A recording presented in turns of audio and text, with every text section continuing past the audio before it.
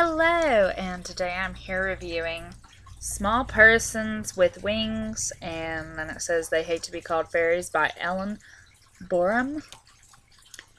Okay, so I bought this book because of the glitter, okay? And I have seen people say that that's the reason that they bought it. Even the spine, look at the spine. Look, little glitter. Yeah. It's a very pretty book. It's a very, very attractive book.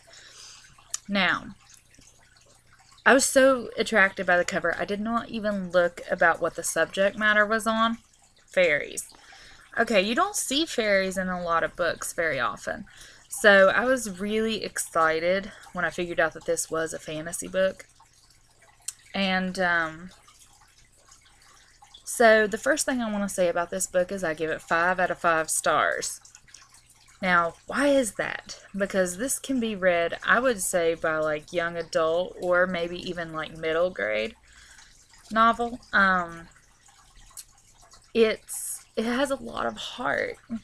There's a lot of heart in this book, and it deals with a lot of issues and a lot of morality decisions that a lot of books don't touch on. Sometimes you read like young adult and it's an entertainment book. But this one really asks some really good questions. The main character is a girl, and she's not your generic pretty girl in a book. She's overweight, her parents are overweight, and she has embarrassing things happen to her. But ever since she was a child, she has believed in fairies because she actually had a fairy living with her. And it ended up getting her teased a lot and everything. So, anyway, she stopped believing in fairies, turned into a total science nerd, and used her brain to get away from the teasing and the bullying that was going on. Then she finds out that fairies are real. She did not imagine it, it was a real thing. So, then she is faced with all these difficult decisions, and ultimately, she's the hero of the book because of her brain and because she is willing to do the right thing instead of the easy thing. Because the villain in this book even asks her to give, it's kind of like that Harry Potter moment where Voldemort's like, come with me and I'll make your parents be alive again. And he's like, nobody can do that. And he stands up for what's right, even though he's tempted by something that he wants. The main character in this book, she's tempted. The villain tempts her and says, I will make you beautiful. Everybody will see you as beautiful, thin, hair of any color that you want. You'll have a body to die for. Da da da da da. And ultimately, she decides to make the right choice instead of what would bring her probably happiness. And then, even the fairies in the book, they have to decide whether they want to be fake and have everything be beautiful around them and lose their senses. They're going to lose their sight and hearing, and they've already lost their taste and their smell. So they have to decide whether they want to keep all that or if they want to become more natural and have to work for a living, which I think is really, really a beautiful concept.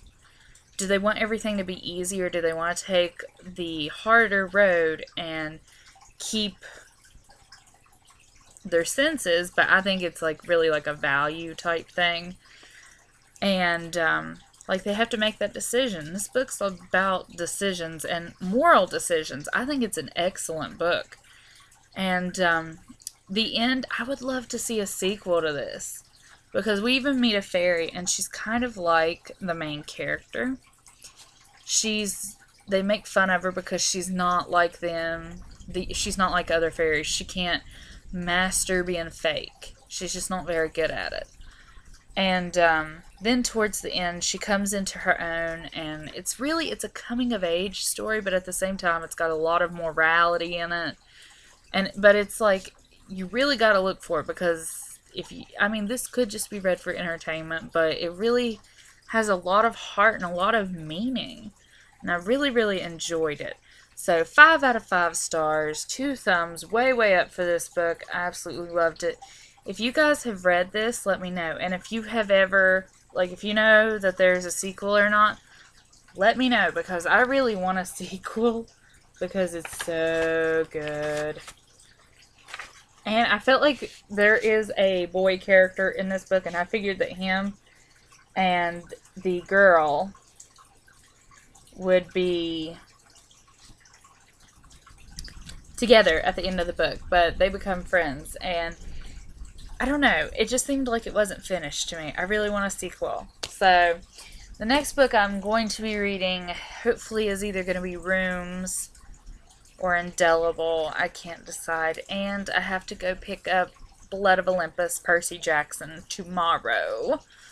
So those are books that we have to be looking forward to. And I don't know if anybody else is excited, but The Prince Lestat comes out at the end of October. And so does Waterfall, the second Teardrop novel. And I'm really, really hoping that this one is appropriate for the target audience, where the last one wasn't. And because I love Lauren Kate, I love her style of writing.